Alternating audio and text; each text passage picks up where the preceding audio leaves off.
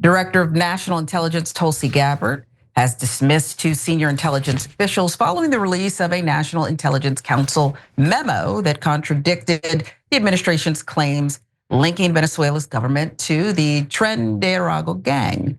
The now declassified April 7th memo, titled Venezuela Examining Regime Ties to Tren de Aragua, found no evidence the Maduro regime was directing the gang's operations inside the United States.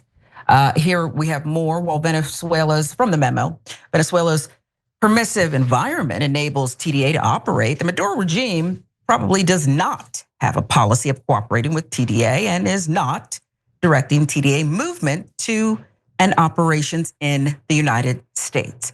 Now, the findings undermine the White House's use of the Alien Enemies Act to deport Venezuelan migrants accused of gang affiliation, many, of course, without due process. Gabbard sided with Trump, fired the authors of the analysis, Michael Collins and Maria Langen-Rykoff. Gabbard's office cited the need to eliminate political bias and intelligence as the reason for the firings, according to The Guardian, labeling the officials as, quote, Biden-era holdovers. Critics argue these actions reflect a broader pattern within the Trump administration of removing officials who present information contradicting the president's narrative.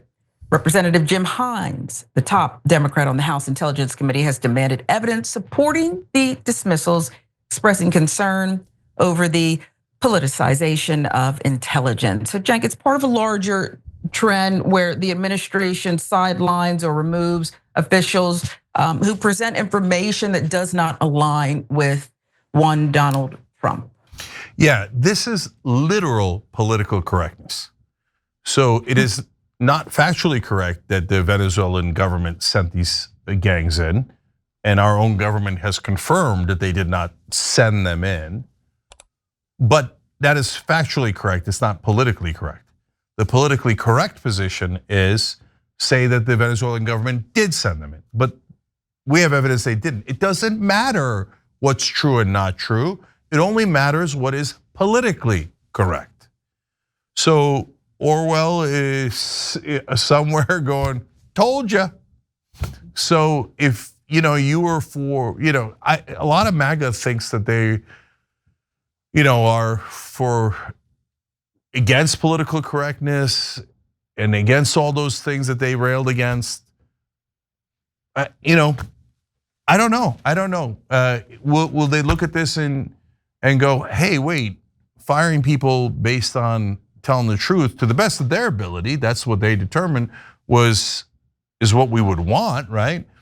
Or are they going to go, no, the truth is lies and lies are truth. And so even though they were in the Trump administration and they actually had the evidence that the Venezuelan government didn't send them in, they should lie on behalf of Donald Trump. But it doesn't matter, when you say do it on behalf of Donald Trump, it's not a lie. Because Trump magically knows better than everyone else. It got zoomed into his head, right?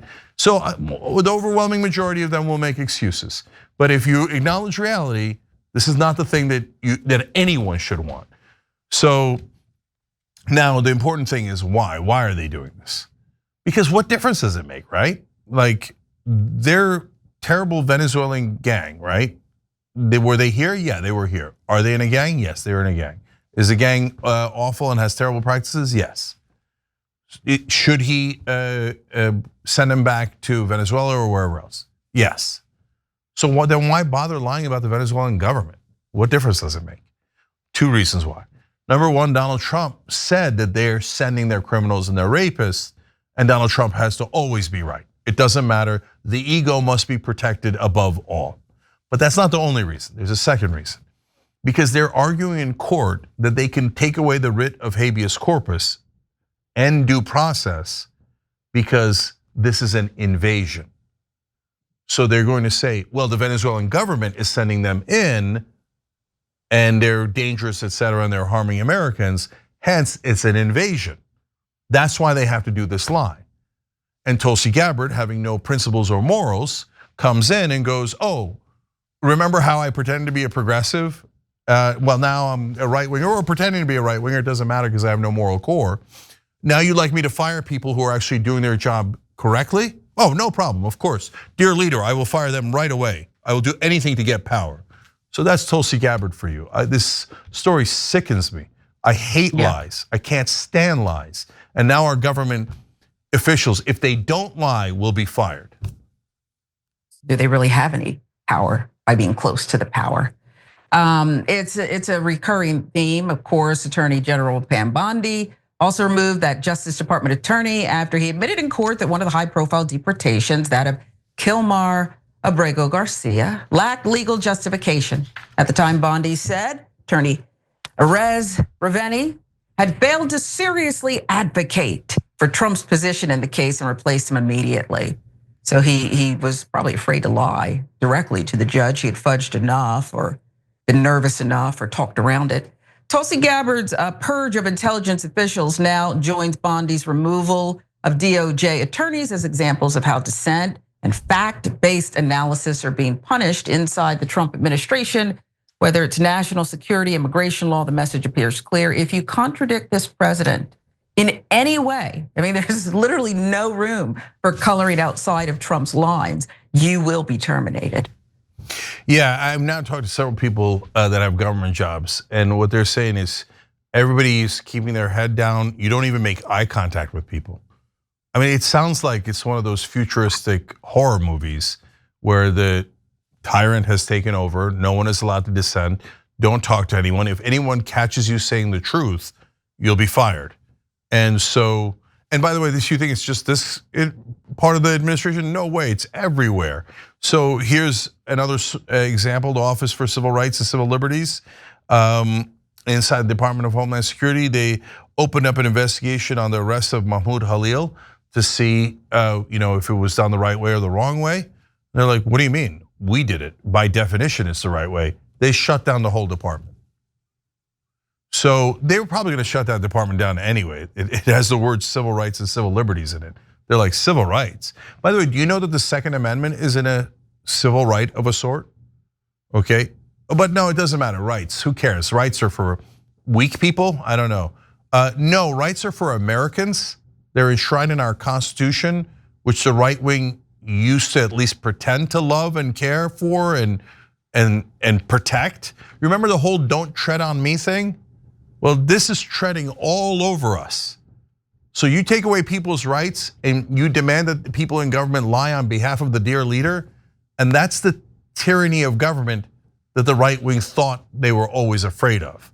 It's here and they don't even realize it because the snake's behind them. It just is what it is. I think it's not just about Trump though. It's about the dangers to all of us. I mean, if you are the CEO, you're a leader here at Young Turks, and the tech people come in and they say, listen, we have to change and do this, I don't know, I'm not tech savvy, fiber situation here or there.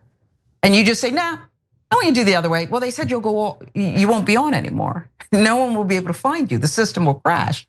It's like ludicrous to me. What do these people think they're gonna gain? Same as what did Pete Buttigieg think he was gonna gain and the others by just being loyal to someone who was, by some accounts, one step away from Weekend at Bernie's. Yeah. I think it's crazy. Yeah, totally. In fact, I get two last quick stories here. So, the defense that a lot of the right wing has almost every time for when Trump does outrageous things is, oh yeah, what about? What about Biden lying? But guys, you don't have that with us. We called out Biden lying. We called out all the Democrats lying. We said he was way too old and it was obvious that he was in mental decline. Now, are you going to do likewise? Are you going to be honest? Or are you gonna say, no, I don't care. I'm just gonna be a partisan. I never liked the truth in the first place. No, I'm gonna do just like the Biden guys did, and I'm gonna lie on behalf of my leader. All right, have at it, Hoss. Then at least you'll know who you are. And to the point that Sharon was making, you can look this up. A former executive at the Trump organization did an interview where she explained how Trump operates. And she said one time in Trump Tower, he said, sir, we got to put in Braille on the elevators because there's a law in New York. You need Braille for blind people so they know where to go on the elevator. He said, don't do it. And she was like, what do you mean don't do it? It's illegal. And it's not like we won't get caught. We'll immediately get caught.